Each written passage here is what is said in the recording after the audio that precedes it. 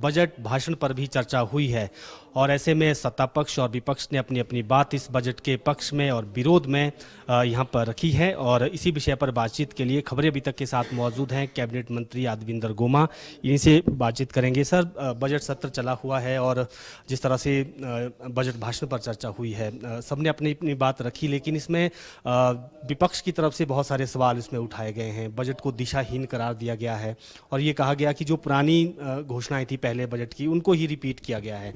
इस तरह के आरोप विपक्ष की तरफ से लगाए गए हैं। आप इसको किस तरह से देखते हैं?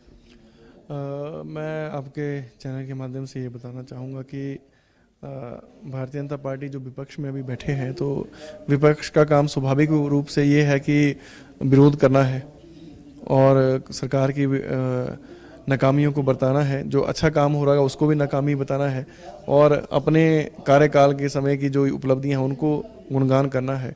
लेकिन अगर पिछले साल का अगर आप बजट देखें और इस साल का बजट देखें तो काफ़ी नई योजनाएं प्रदेश में जो है माननीय मुख्यमंत्री जो है वो लागू कर रहे हैं और चरणबद्ध तरीके से प्रयास कर रहे हैं कि प्रदेश जो पिछली सरकार के समय में कर्ज के तले दबा था, उसे किस तरीके से प्रदेश को उबारा जाए, किस तरीके से उस कर्जे से ख़त्म किया जाए ताकि प्रदेश जो है वो फिर से अपने पैरों पर खड़ा हो सके।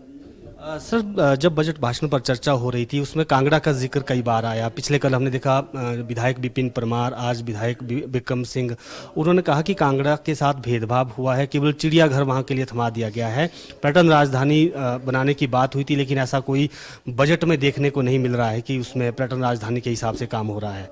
देखिए, बजट बुक तो अभी आएगी, बजट बुक तो अभी आनी है।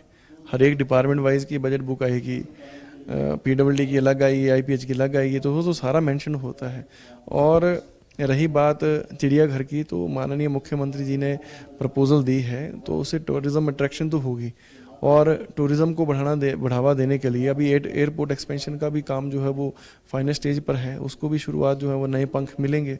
जब हमारा एयरपोर्ट बड़ा होगा तो स्वाभाविक रूप से बड़ी फ्लाइटें यहाँ पर उतरेंगी। सेंट्रल यूनिवर्सिटी की बात भी हुई, हमने सदन में भी इस मुद्दे को लेकर देखा कि विपक्ष के विधायकों ने कहा कि जो प्रदेश ने 30 करोड़ भरना है वो आखिर कब दिया जाएगा और अभी तक पेंडिंग पड़ रहा है। सरकार की मंशा क्या है कि वो चलानी है यूनिवर्सिटी या नहीं चलानी है, इस तरह के सवाल उठाए गए हैं। सरकार इसको लेकर क्या सोच रही है? देखिए, वो तो सारा बेड़ा करके तो सेंट्रल यूनिवर्सिटी का भारतीय जनता पार्टी के नेताओं ने किया। एक ब्रांच खोल दी देरा, एक ब्रांच खोल दी शाहपुर, एक ब्रांच खोलने लगे हैं धर्मशाला। तो अगर कहीं यूनिवर्सिटी खोलनी है तो यूनिवर्सिटी कैंपस एक ही जगह होना चाहिए। माननीय मुख्यमंत्री जी भी इस बारे में चिंतित हैं कि आधा कोर्सेज वहाँ चलेंगे, आधा एडमिनिस्ट्रेशन वहाँ चलेगा, आधा वहाँ चलेगा, तो किस तरीके से सेंट्रल यूनिवर्सिटी जो रन कर पाएगी। और रही बात जो फंड देने की जो आप कह रहे हैं, तो भारतीय जनता पार्टी अपनी नाकामी तो बताती नहीं। पिछले 5 साल इनकी प्रदेश में भी सरकार थी, पूरे हिंदुस्तान में सरकार थी, डबल इंजन का रोना रोया करते थे, तब क्यों नहीं ये लोग क्लियरेंस ले सके। माननीय मुख्यमंत्री जी ने प्रयास किया, क्लियरेंस अभी करवाई है, तो स्वाभाविक रूप से जिस व्यक्ति ने क्लियरेंस के लिए इतना जहदोजहद की है, दिल्ली जाकर वार्तालाप की है, मंत्रियों से मिले हैं और क्लियरेंस आज हुई है, तो स्वाभाविक रूप से उसके लिए पैसा भी माननीय मुख्यमंत्री देंगे।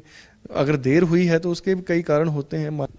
बिल्कुल, ये थे कैबिनेट मंत्री यादविंदर गोमा। इन्होंने कहा कि जो बेरोजगार युवक युवतियां हैं उनको सरकार रोजगार उपलब्ध करवाएगी चरणबद्ध तरीके के साथ। और जहां तक विपक्ष के आरोपों का सवाल है तो उन्होंने सीधे सीधे तौर पर विपक्ष को घेरा और कहा कि 15 लाख की भी बात केंद्र सरकार ने कही थी, बीजेपी ने 15 लाख देने की बात कही थी और 2 करोड़ रोजगार की बात कही थी, तो वो वायदे आखिर कहाँ गए हैं। वीडियो जर्नलिस्ट अंकुर के साथ प्रदीप ठाकुर, शिमला।